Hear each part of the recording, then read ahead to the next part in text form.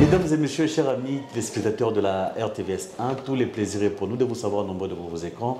Aujourd'hui, au cœur de la société, elle est spéciale puisque c'est dédié à la rentrée scolaire et spécialement au groupe scolaire Mwanda. Nous sommes là dans la commune de Mongafula, pratiquement dans la zone périphérique de l'université de Kinshasa, donc à Kindele, dans la commune de Mongafula.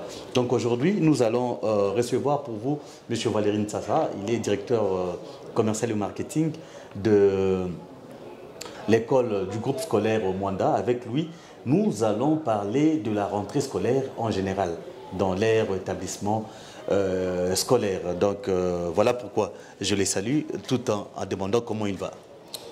Oh, Patrick, je vais bien et je salue les téléspectateurs qui nous suivent. Tous les plaisirs pour nous, comme je l'ai dit tantôt. On vous a surpris ce matin. On est le matin, le lundi de la rentrée scolaire telle qu'annoncée par l'autorité de tutelle, le ministre de l'enseignement primaire, secondaire et technique, Tony Mwaba Kazadi. Il a confirmé et annoncé, persisté que la rentrée scolaire devait être effective aujourd'hui, le lundi. Et curieusement, on est là, on vous a surpris et je pense que vous avez la parole pour nous dire si réellement la rentrée scolaire est effective chez vous. Nous disons merci pour votre surprise, merveilleuse bien sûr, parce que si c'était une préparation d'avance, vous nous direz que parce qu'on savait que vous veniez. Mais je crois qu'à votre présence, vous êtes en train de voir déjà que effectivement, les groupes scolaires Mwanda a respecté le principe de la rentrée comme les désirait le ministre de tutelle. Nous sommes là le 5 et déjà à 7h30, nous sommes là. Vous allez vous rendre compte que réellement la rentrée est effective chez nous. Vous avez respecté le prescrit du ministre, mais est-ce que sur le plan infrastructure, le groupe scolaire Mwanda est prêt aujourd'hui à recevoir les élèves dans des conditions meilleures? S'il faut que je dise si nous sommes prêts, je pense que passer dans des salles de classe pouvait facilement démontrer que réellement nous nous sommes préparés pour cette rentrée. Les images en parlent d'elles-mêmes comme vous venez de le dire, mais quelles sont les sections que le groupe scolaire Mwanda organise en son sein? Voilà, je dirais d'abord que le groupe scolaire Mwanda fait partie du CAMS GSM. Et quand on parle du CAMS GSM, vous avez deux types de formations.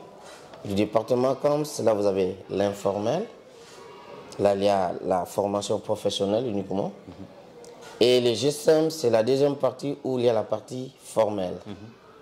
Et là, il y a deux catégories de sections organisées. Nous avons d'abord la partie technique. Dans les sections techniques, vous allez rencontrer la technique commerciale et gestion. Vous allez rencontrer l'électricité, la mécanique et aussi la coupe-couture.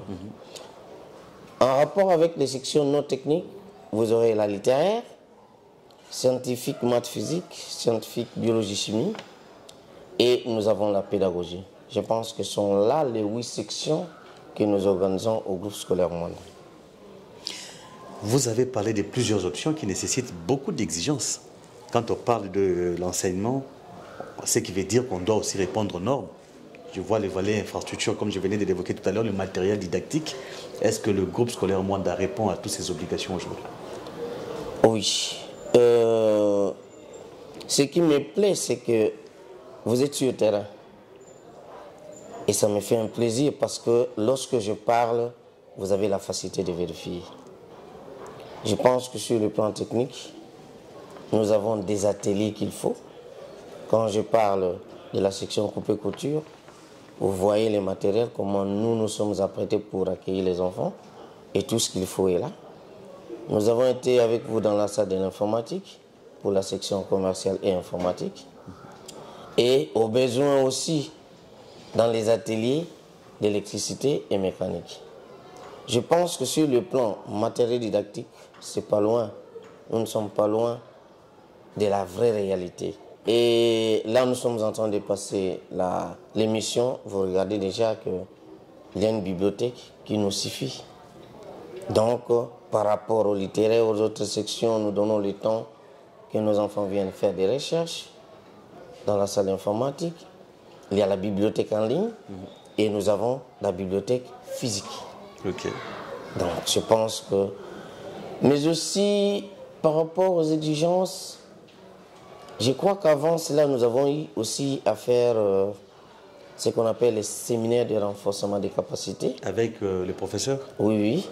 Et c'est chaque fois avant la rentrée, nous faisons cela parce que même quand on connaît, il y a toujours les compléments qu'il faut. Il faut toujours booster la chose pour aller et travailler de mieux en mieux comme nous demande la Bible. Est-ce que cette année, le test d'admission a été respecté? Parce que je sais que régulièrement, quand nous vous visitons ici, oui, pendant les vacances, on constate toujours qu'il y a des enfants accompagnés des parents qui viennent solliciter leur accès aux souscriptions ici. Est-ce qu'il y a eu des tests conformément à votre juste et coutume?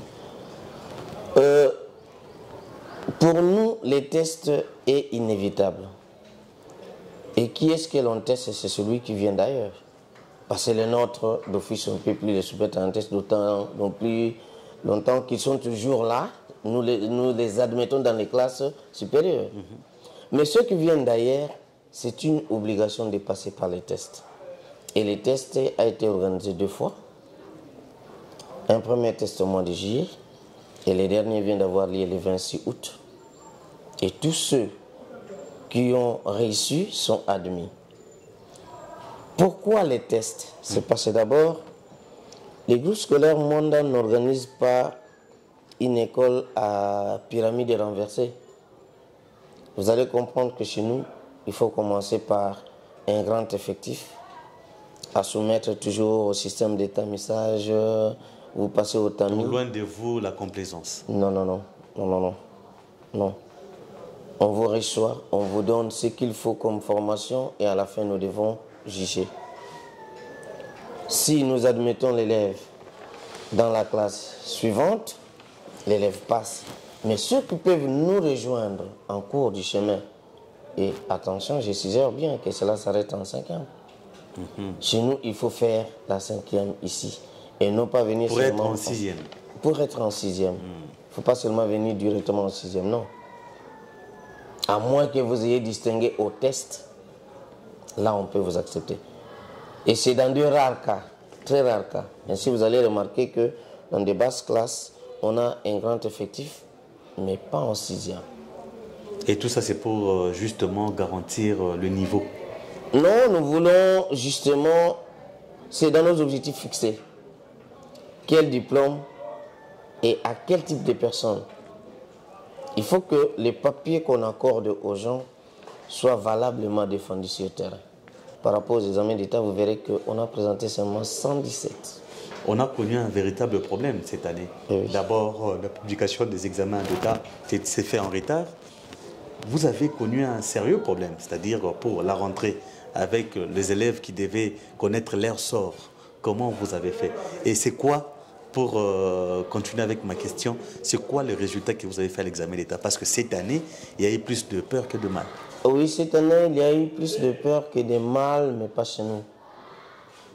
C'est une année où nous avons espéré et une année que nous avons attendu. Longtemps attendu et peut-être vous allez vous demander pourquoi. Ça, c'était une année spéciale pour les groupes scolaires au monde parce que c'est la première année où nous présentons les élèves qui ont fait la maternelle. Ah bon? Vous allez comprendre. Donc le cycle est complet. Donc le cycle est maintenant complet. Ok. Nous avons commencé par ceux de la maternelle. Ce sont ceux-là qui ont présenté et nous ne doutons même pas de leurs résultats parce que c'est la première année que nous avons atteint 84%. Ok. Et nous pensons même si les critères est fixé par rapport aux bourses de la grande dame, Maman Denise, que nous saluons, je pense que pour des gens comme M. Florent, les efforts fournis, et en tant que personne physique et congolais qui aime bien son pays, je pense qu'il y a lieu de tourner un regard à de tels genres de personnes. Je sens la rigueur dans votre chef, mais comment vous réagissez quand aujourd'hui vous constatez que le niveau des élèves est très bas? Oui, je vous dirais d'emblée que... C'est un problème lié à la nation congolaise, aux familles, par rapport à ces faibles pouvoirs d'achat que les parents ont aujourd'hui, ou c'est lié à quoi? Soit c'est l'État qui ne fait pas concrètement son travail. Bon, je me réserve de tout commentaire, mais simplement je sais que tout Congolais est capable de constater qu'hier n'est plus aujourd'hui. Mais c'est possible de retrouver et de dépasser. Je crois que le vrai problème par rapport à ça, c'est rendre compte que réellement le niveau est bas. Et si le niveau est bas, que devons-nous faire? C'est ainsi que nous, au groupe scolaire Mwanda, cette école même qui a été initiée sur base de ces constats, parce que M. Florent, en initiant les camps, il a compris que les gens qui venaient pour faire des formations, il peut être capable parce qu'il sait s'y prendre, mais lorsqu'il faut qu'il écrive, ça crée des problèmes. Alors comment voudrez-vous qu'on vous place responsable à vous que vous ne savez pas faire un rapport? C'est ainsi qu'il s'est dit, il y a un problème. Et d'avance déjà, il a constaté, il s'est dit, au lieu de rester dans les cadres informels, il faut que j'aille aussi dans les cadres formels. C'est même ce qui a poussé M. Florent à créer son école. Donc, une façon de contribuer, comment lutter à cette baisse.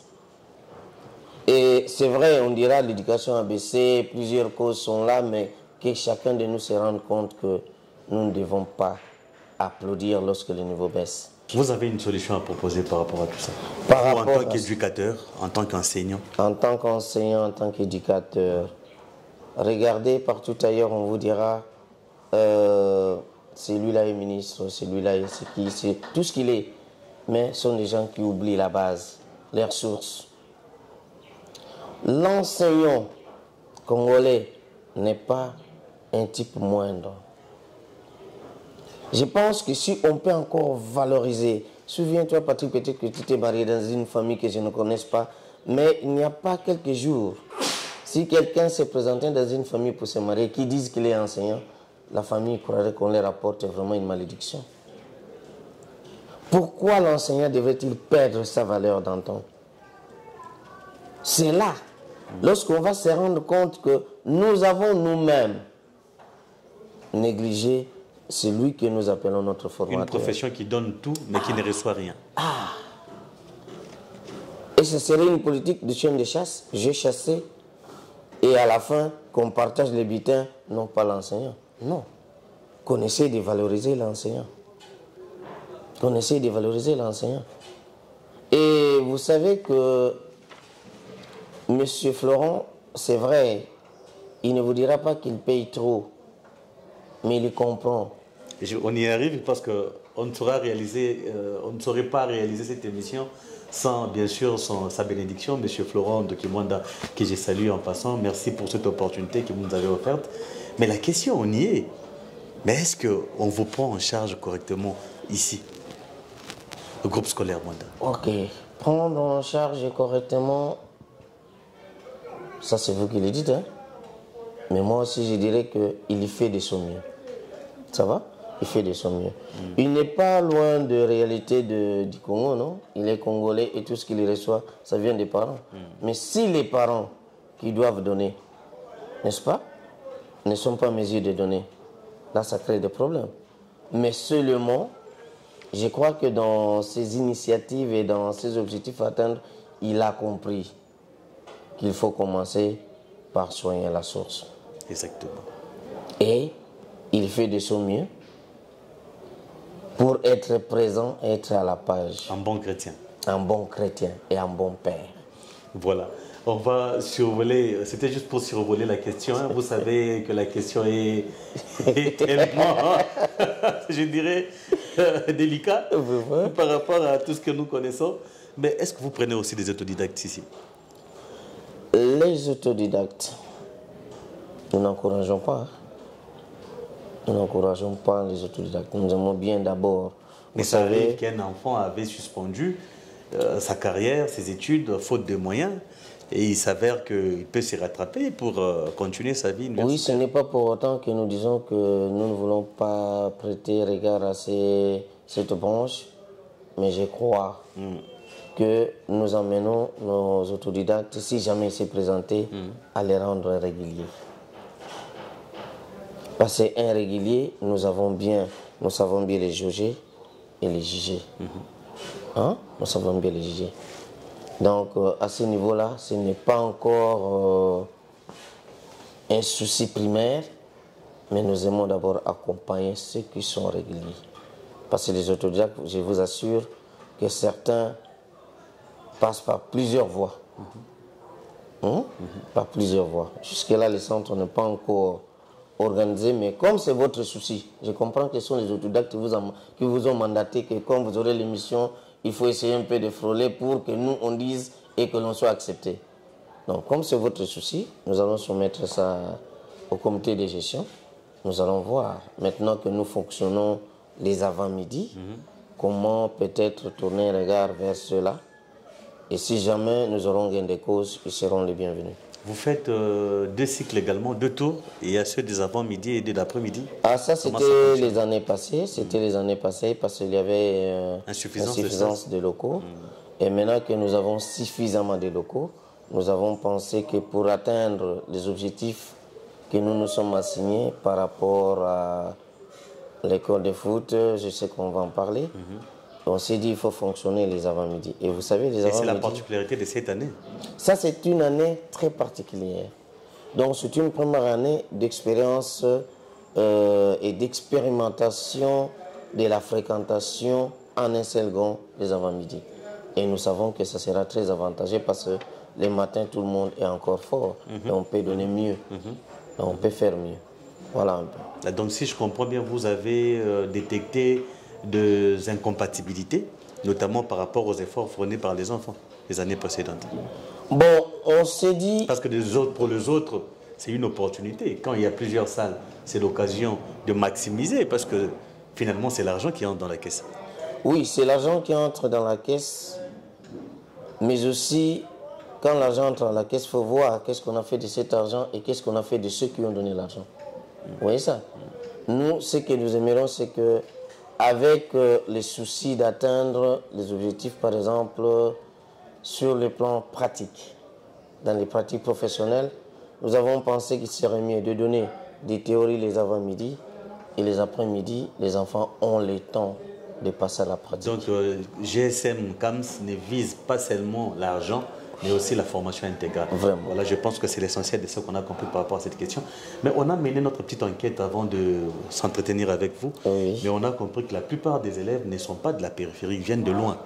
Comment vous palliez ces problèmes des embouteillages? Parce que vous êtes, j'ai dit bien, vous êtes dans la zone périphérique de l'université de Kinshasa. Oui. Alors, en citant l'UNIKIN, on comprend la route qui mène jusqu'ici, les difficultés et le déboire également. Comment vous faites pour les retardateurs? Je crois que à cette question, c'est comme ça que je vous dirais que M. Florent, sans les flatter, il y a lieu d'applaudir pour ceux qui font du bien quand ils sont vivants. Moi, je me permets d'applaudir parce que c'est parmi les Congolais qui réfléchissent en avance aux problèmes de la jeunesse. Il a initié l'internat. Nous avons un internat qui est jumelé, il y a des filles et des garçons. Et pourquoi il doit avoir pensé à ça? C'est parce il s'est dit, il y a un problème, Patrick. Dans l'ancien temps, lorsqu'un Kinois doit dire j'étais à l'internat, il vous dira j'étais en province. Et s'il dit, mais c'est possible de créer un internat dans la en ville de plein Kinshasa. Centre, dans la ville de Kinshasa. Au lieu d'aller dans le Congo central, Au lieu d'aller au Congo central, Bandundu, Bandundu, ça et là, j'ai dit, mais non, l'enfant peut être près de ses parents, mais en retrait. Voilà pourquoi nous avons initié l'internat. Et pour des gens qui sont très loin d'ici, lorsqu'il se pose un problème et que les parents réalisent qu'avec les transports, ça crée des retards, ainsi de suite, ils sont les bienvenus à l'internat. Parlez-nous un peu de votre internat. Ça existe depuis longtemps ou ça a commencé directement avec la création de l'école ou c'est juste par circonstance ou expérience, vous avez compris qu'avec le retardateur, il fallait mieux... L'internat n'a pas commencé en 2009 lorsque commençait l'école. C'est en 2010 déjà que nous avons compris qu'il y avait un problème de ceux qui nous sollicitaient ailleurs. Et ceux qui nous sollicitent ne sont pas seulement de la RDC. Nous avons déjà eu la chance de recevoir certains enfants qui sont venus des pays lointains, et même de la France. Donc, l'internat a été créé et nous sommes en train d'aller de mieux en mieux dans le sens que nous avons compris que cela répond aux normes et puis répond aux attentes des parents. Pourquoi créer l'internat? Mais il y a prolifération de l'environnement, ou prolifération des églises, prolifération des bars. Et certains enfants, vous les constatez là où nous sommes, non? Il n'y a aucun bruit. C'est un peu en retrait là. Nous sommes en retrait, mais dans la capitale. Donc déjà, les sites choisis pour placer cet internat, ça a pris du temps. Mais au moins, on peut passer à la réalité. Dans notre internat, on reçoit déjà les enfants à partir des 4e années primaires. Oh. Ils sont reçus à partir des 4e années primaires et ainsi de suite. Donc je pense que les parents qui sont au loin, nous faisons de notre mieux pour que cet enfant qui vient à l'internat ne se sente pas en prison. Mais c'est ça le comble, parce que jadis, quand les enfants allaient à l'internat, un parent faisait confiance au prêtre catholique, il s'est dit, et en dépit de l'éducation que l'enfant pourra réussir, mais l'éducation spirituelle et religieuse, c'est aussi importante. Mais vous, comment vous faites sur le volet spiritualité? Sur le volet spiritualité, je pense que dans l'horaire de l'internat, ils ont des soirées. Ils se rencontrent les samedis où ils sont accompagnés par des encadreurs spirituels. Donc, le mercredi, ils ont un culte le soir. Et les dimanches, ils ont aussi un culte le matin. Et à cela, j'ajouterais que l'école ne fait pas abstention à la spiritualité. Parce que rien qu'avec l'école, avec tout le monde, déjà les mercredis matin, il y a un culte. Et les samedis matin, il y a un culte. C'est pour dire que le GSM va bel et bien donner une formation intégrale. On ne saurait pas avancer si on s'écartait de Dieu. Voilà même notre verset biblique qui dit « Heureux l'homme qui ne marche pas selon les conseils des méchants ». Nous savons que les enfants sont toujours entourés dans leur environnement, il y aura des méchants. Un méchant, c'est celui qui ne veut pas que tu progresses. Et qui ne s'assied pas en compagnie des moqueurs. Un moqueur, c'est qui? C'est lui qui fait croire à la jeunesse, qui veut être applaudi par la jeunesse sans que celui-là se rende compte que cette jeunesse est en train de s'enfoncer. Mais c'est vrai que vous évoquez un problème de retrait. Ici, c'est plus tranquille, c'est un endroit approprié pour la création d'internats. Mais les problèmes sécuritaires, est-ce que vous êtes buté, pallié à ces problèmes sécuritaires? Je pense que le milieu est très sécurisé. Le milieu est très sécurisé et je vous dirais d'emblée que dans la commune de Mongafola, il est rare qu'on vous dise qu'il y a des Koulouna ici. De ce coin ici, en tout cas, nous jetons nos fleurs même au bourgmestre et aux autorités qui nous entendent.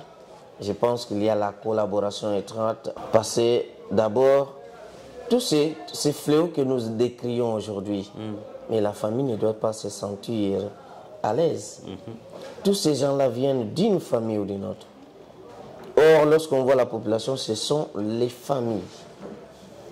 Alors, cette collaboration fait en sorte que on prête main forte lorsqu'on sent que dans telle famille, il y a telle chose, on dénonce. Et chez nous, c'est plus la prévention. Parce qu'on dit qu'il vaut mieux prévenir que guérir. Donc, quand les gens ont sent un flot passer, ce sont des gens qui viennent souvent d'ailleurs. Qui viennent lorsqu'ils ont commis des bêtises ailleurs, ils viennent se cacher. Et lorsque vous venez déjà, les quartiers dénoncent. Il y a un type qui s'est placer telle place, on ne comprend pas. Et les autorités descendent directement pour vous identifier. Voilà un peu le secret de notre réussite.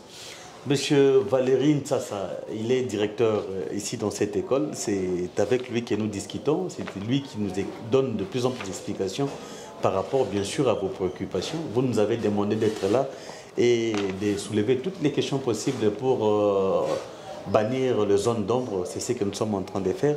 Mais aujourd'hui, je sais que M. Florent Dokimwanda a de la passion pour le sport, le football. Voilà pourquoi on a trouvé un grand terrain ici sur place. Mais c'est vrai qu'on ne peut pas dissocier aujourd'hui votre internat et l'école de foot. Parlez-nous un peu de votre école de foot. Ok. L'école de foot, c'est une solution à des problèmes posés par la jeunesse. Une solution par des problèmes posés par la jeunesse. Pourquoi? Monsieur Florent, tel qu'il est, Congolais averti, il a toujours posé la question que veulent les jeunes, que veulent les jeunes et que demandent les peuples, comme l'a dit un de nos musiciens, que demandent les peuples. Nous avons compris qu'il y a un problème dans les sports congolais, lesquels nous avons de vrais sportifs, mais qui ne peuvent pas forcément être de vrais managers. Parce qu'ils ont peut-être quelque part négligé un peu. On a pensé que quand on est Diogo, on reste Diogo du terrain. Mais on oublie qu'on peut être Diogo associé à l'instruction, on peut demain créer. C'est ainsi, lorsqu'il recevait des gens qui venaient à l'école de foot, comme je l'avais dit, il s'est dit, mais ces gens-ci ne savent pas écrire. Et lorsqu'on suit nos matchs, on fait l'interview, vous sentez même certains joueurs qui fouillent l'interview. On s'est dit, ah, Baboroté. Alors il s'est dit, mais il y a un problème. On dira, non, nos joueurs ont réussi autant, des millions. C'est vrai. Mais à la fin, on s'est dit, qu'est-ce qu'ils en ont fait? C'était un problème posé. Il s'est dit, donc, il y a lieu de chercher à faire les pépinières du sport. Où certains enfants qui s'adonnent aujourd'hui au sport abandonnent directement ou carrément l'instruction. Et nous, nous faisons cette combinaison-là. En créant l'école de foot, on dit d'abord école et puis foot. Ça signifie quoi? L'élève est d'abord inscrit chez nous. Il est inscrit chez nous, il suit et nous-mêmes, nous les suivons. Nous suivons son instruction et on combine l'instruction à son travail. C'est simplement pour développer certaines qualités. Vous sentez que l'enfant a un avenir, comme vous allez le constater même dans notre sport, qui le dit bien. Il y a un enfant qui dit, je sais qu'avec mon dossard numéro 10, je ferai mieux comme Messi. Et nous, à l'école de foot, on essaie simplement de découvrir ces qualités qui sont là, on arrose pour les faire accroître.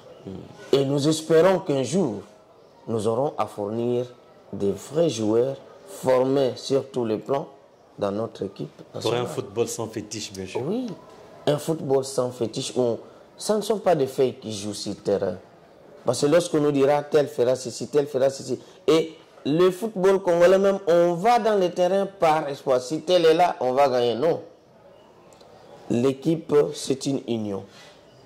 Et nous, en formant nos enfants, nous croyons, Patrick, que demain, nous pourrons fournir de bons joueurs et qui auront une formation intégrale à l'équipe nationale. Aujourd'hui, vous comptez combien de récipiendaires au sein de votre internat? Les élèves, ils sont combien? Les élèves inscrits cette année. L'année passée, nous avons terminé l'internat avec 125 élèves. Et cette année, hormis déjà les anciens qui sont censés revenir, excepté ceux qui étaient en 6e, nous avons déjà 90 inscrits, de nouveaux.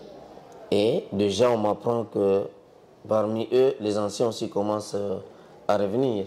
Donc, je crois que cette année, nous pouvons atteindre au-delà de 150 ou même 200. Le plus grand problème aujourd'hui, c'est l'éducation. L'éducation diffuse, l'éducation acquise à la famille. Mais comment vous faites pour essayer de gérer ces problèmes à l'internat? Parce qu'on se dit que ce n'est pas facile de rassembler plus de 10 familles sur place, 10 élèves venus de différentes familles, différentes éducations. Comment vous arrivez à faire le point? C'est vrai. Là, vous dites vrai.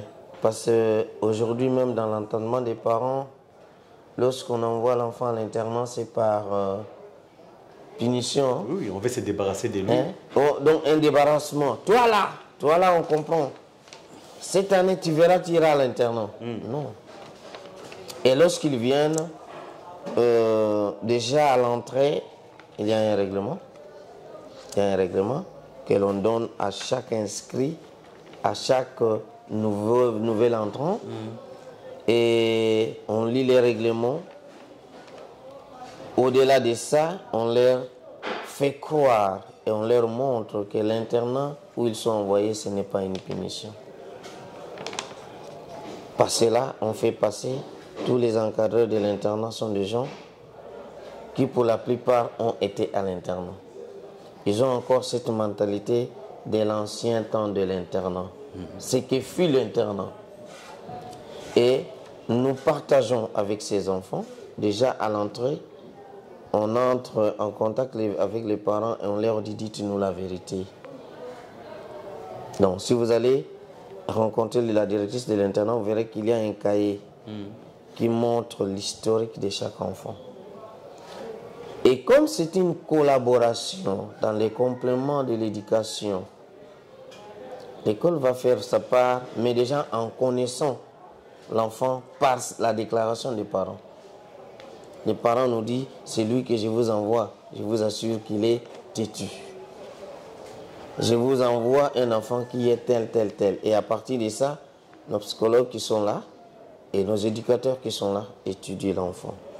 Et très souvent, chaque enfant de l'internat est confié à quelqu'un qui doit le suivre. Voilà un peu ce qui nous permet de réussir. Et ça vous arrive aussi de vous fatiguer. C'est-à-dire qu'un enfant qui est tellement insupportable et ingérable que vous demandez à ses parents de reprendre d'enfant. Mais c'est normal. C'est normal, M. Patrick. Mais c'est dans les rares cas. Ce n'est pas fréquent. Et lorsque nous arrivons à renvoyer l'enfant de l'internat, c'est-à-dire que nous sommes passés à toute le thérapeutique. Possible.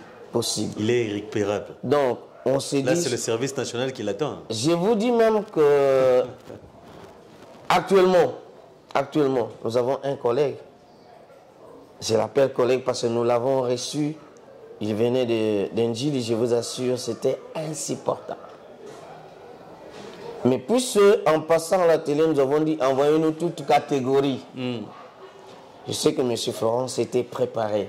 C'est pourquoi l'internat n'a pas commencé si tôt.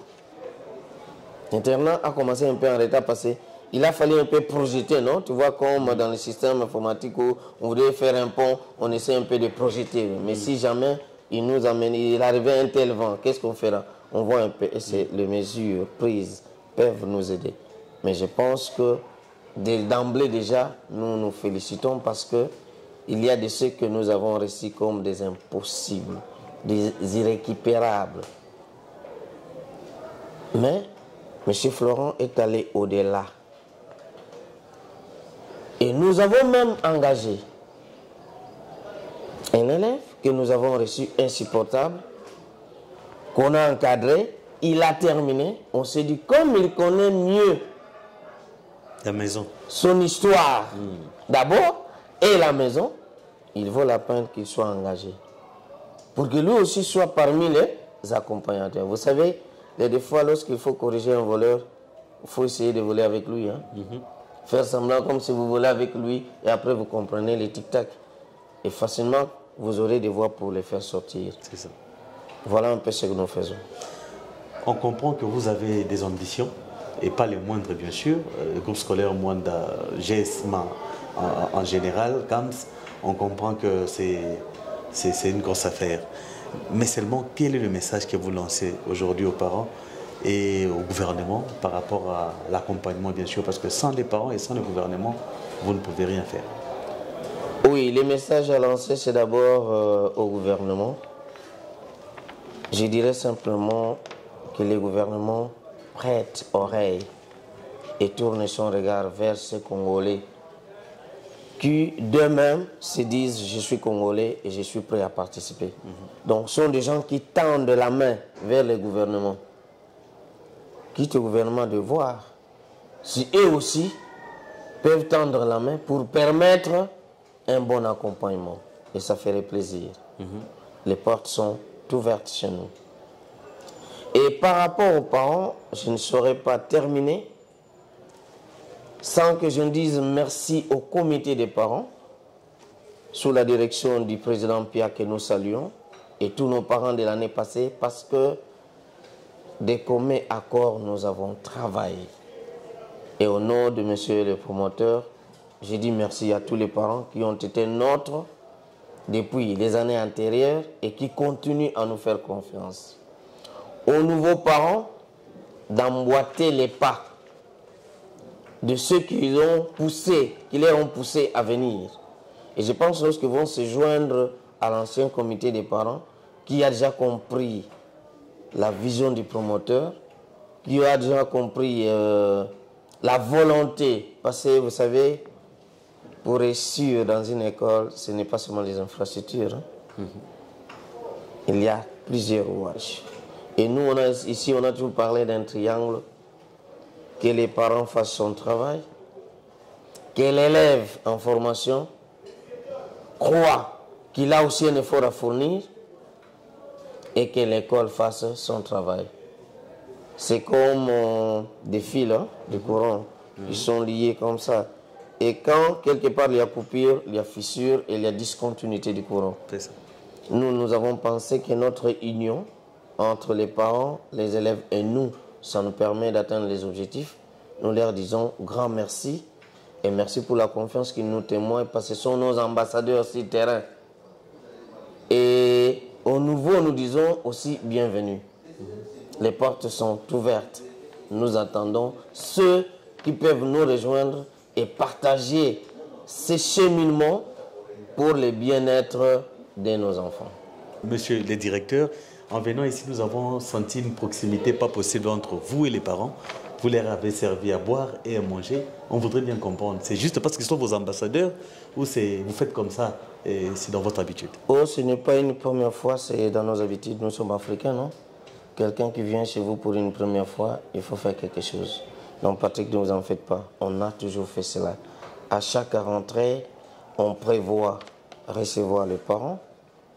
Et à chaque rentrée, on prévoit des cadeaux à remettre aux premiers venus, c'est-à-dire la personne qui entre la première à l'internat et la personne ou les 3 premières personnes qui arrivent les jours de la rentrée.